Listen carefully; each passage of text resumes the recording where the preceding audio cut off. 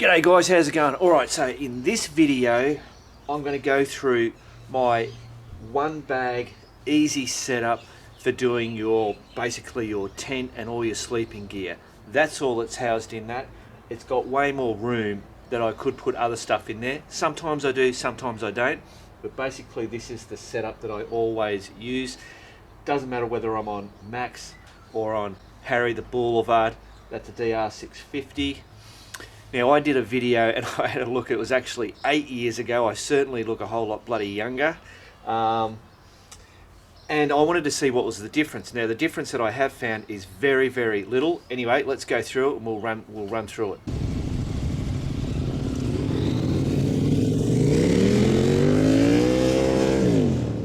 Rightio, so the first thing is the straps. I now use gotcha straps to attach that to the bike, whereas before I had cam lock ones, but I've been using these for years. Love them. The bag is still exactly the same. That's a Wolfman dry duffel bag that comes in 3 sizes: small, medium and large. This is a medium one. Do a search on Google, that'll give you all the dimensions, but I find that the medium bag, not too small, not the whole Goldilocks thing. So obviously I've had this for at least 8 years. And I tell you what, it's been through the wars and it's still holding up. It's got heaps of straps and all that kind of stuff. When I did the video 8 years ago, I actually set up the tent and everything, and it took me 8 minutes to do the setup. The whole idea of this setup is that this is pretty much the only bag that I use, so everything that goes in here is just free. Now I have gotten rid of, I had a blue poly tarp, just one of those cheap ones that you buy and you use that as a ground sheet. I've finally just thrown it out. So this last ramble ride I didn't have that. So normally first thing that comes, then what am I saying here? So how this works is when you open it up, the first thing that you've got to put out goes on the ground and so forth, so that as you set it up, you're not rifling through everything. So that's the inner tent that would go down. Set that up, obviously straight up. Here's my pegs and hammer, the poles, that all gets set up. Then the fly, that gets set up. Then we have the mattress. So far everything is the same as what I did 8 years ago. This is the new Cedar Summit. Before I was using those self-inflating mattresses. I've had a Halanox cot, and then I got this. This is by far absolutely brilliant. The only thing to it, annoying thing about these is as you move it squeaks, it makes that squeaky noise. I've still got to fix it, or work out how to fix that, or if there's another type of these that doesn't do that squeaky noise. It's no deal breaker. That's a fleece liner that we made up for the Halanox cot, which was used just to help, because you can get the cold draft under the Halanox cot. You can fix it by putting just this thin, fleece thing over the top, and then stick all your gear, like your riding gear, under, and it blocks that draft. But I now use that to go over the top of that. Helps a little bit with the squeaking noise, but you still do get it. Then the sleeping bag. This is still the same sleeping bag. Now the tent is the same style, is the same brand and everything. If I wasn't selling these tents, I'd be still using that very original one. I still have it, it's still in perfect bloody condition, but because I sell them, I like to use the new bloody bits and pieces. So same pillow. Now in the other one I had an extra blow up pillow to go underneath that. Just don't like blow up pillows. Pillows are a real personal preference for people. So I ended up getting just another one of those. I run those two things like that. Now, and that's it. That's my whole setup for shelter and sleeping. Now there is a drawback, so now that's just empty. So as you can see, there's no no bags. So you're not grabbing these pillows and you're squishing them into a bag and then putting them in that bag. Then you're getting your bloody thing, you're doing this and putting it into another bloody squish bag, and then this all just goes in the one bag. Now there is a drawback to that, and that is if you've ever been out camping and you wake up in the morning and it's all dewy, all the top of the bloody tent's all wet, and you're wanting to leave early, there's not enough time for that dew to evaporate off when the sun comes up.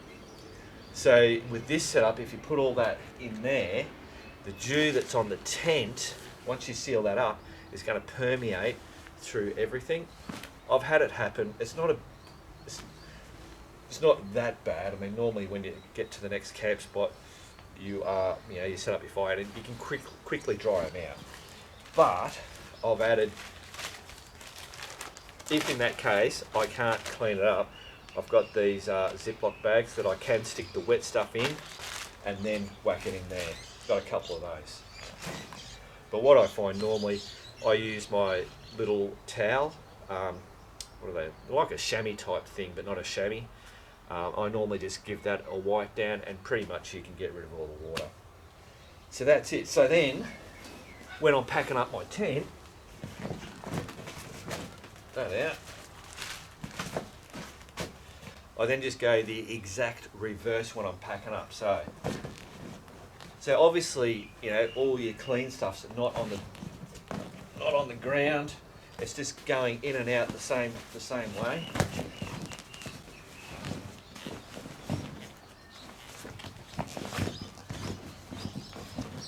There's no real rhyme or reason to the way that you stack it in there. Just try and, whatever.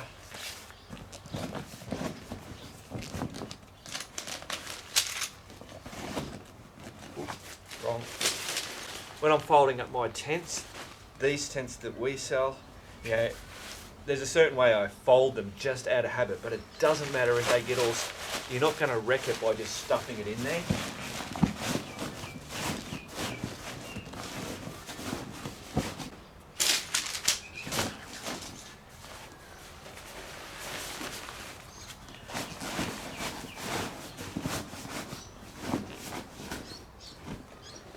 Basically, that is it. That's all my gear now packed back in. The beauty of these bags, now obviously it doesn't matter whether you have a Wolfman or whatever brand. There's so many cheap ones out there now. Back when I got into this and started doing all this, Wolfman was the only one that I knew of that was making this particular bag, and as robust as it is. Now there are so many different ones, cheaper ones, so definitely look around. As long as it's one of these, I don't know what you call this. So what I do is just do that, do one fold over, actually do that, and then I just push all the air out, fold that little lip over once, give it a shake. So basically this is one time that you're doing that struggle of pushing things into stuff. Fold it over. As you can see, I can fit way more into this bag. But I've been doing this so long. I mean, when I first started out, I was packing everything and making the more you do stuff like this, you start to learn what you need, what you don't use very often, and your size of stuff goes down. And I always like, when I'm packing up bike, is not to fill it to the brim. Always have extra space, because as we know, when you pack a bike at home, when you're out there, you never pack it back the same way. So you're always struggling to bloody jam shit in places.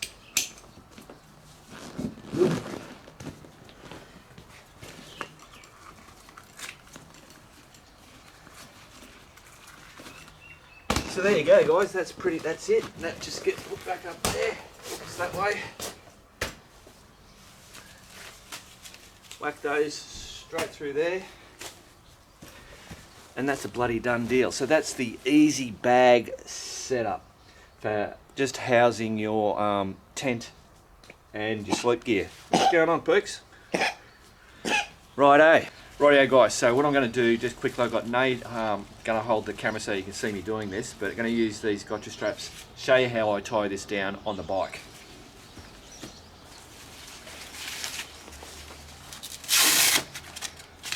So these are basically just a Velcro type thing. So when I do it, the fuzzy side goes down, is always facing away. So I just feed it through there and then come around here now, goes under. Obviously every bike's going to be different. That comes through there like that. Now, I don't worry about going through buckles because these, just on this type of bag, just holds it down really good. So just feed that through that little buckle there.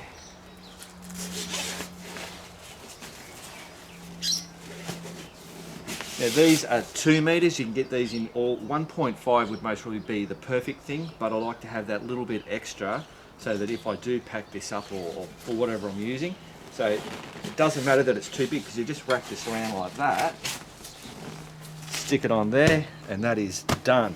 I'm going to tighten these back up, but I'll get this second one on. And then at the end of this, I'll show you how good this is when you get to camp. So that feeds through there, feed that through there.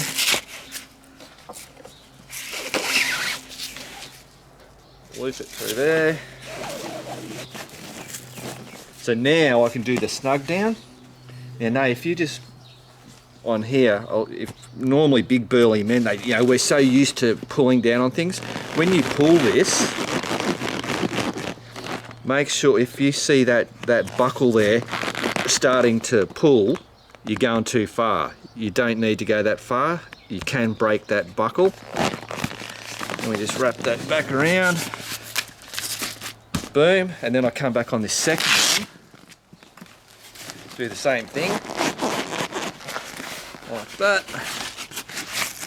and hey presto, that's on there and will not go anywhere. Now, when you rock up at camp, so you don't have to do that whole thing, all I do is release that, lock that on there, and then that just drops down.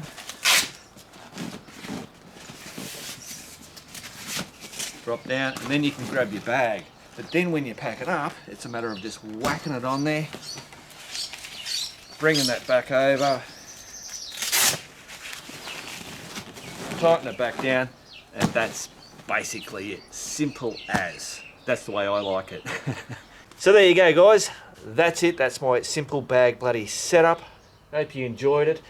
Yes, those gotcha straps, we do sell them on the bikerBits.com.au website if you're bloody interested in getting them. We do sell heaps of them because they just are fantastic. Not just for motorcycle riding, I use them everywhere. Jeep, house, whatever. Righto guys, remember, keep on riding, and if you ain't riding, keep on keeping on.